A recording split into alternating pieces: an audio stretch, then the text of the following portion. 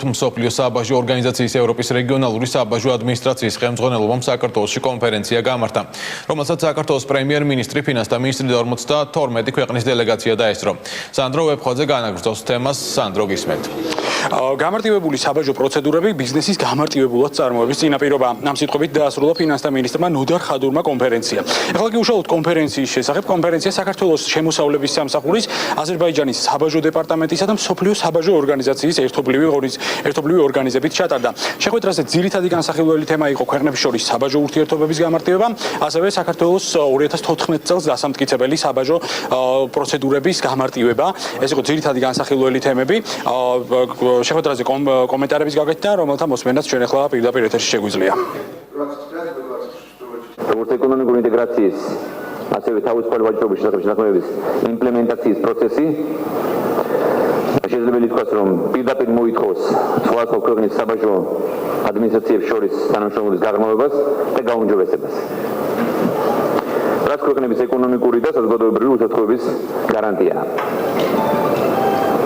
ჩვენი ქვეყანა მიესალმება მსოფლიო საბაჟო ორგანიზაციაში დამკვირვებულ საბაჟოსა და კერძო სექტორთან თანამშრომლობის პლატფორმას. უაღრესად მნიშვნელოვანი არის ჩვენთვის მუდმივი კონსულტაციები საბაჟო ადმინისტრაციებსა და კერძო სექტორის წარმომადგენლებს შორის, კონსულტაციები როგორც სტრატეგიულ, ასევე ტექნიკურ დონეზე.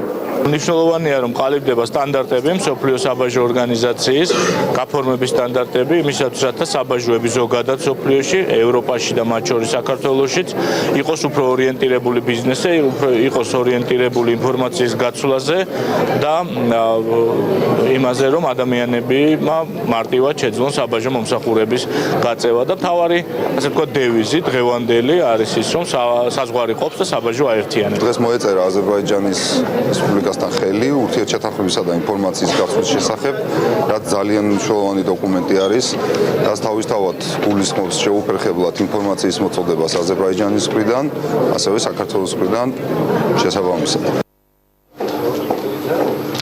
ახლა კი რამდენიმე სიტყვით უშუალოდ მსოფლიო საბაჟო ორგანიზაციის შესახებ. ორგანიზაცია 1952 წელს დაარსდა. ის არის დამოუკიდებელი მთავრობათა შორისი ორგანიზაცია და მისი მთავარი მიზანია წევრმა სახელმწიფოებმა საბაჟო სექტორში არსებული გამოცდილება ერთმანეთს გაუზიარონ.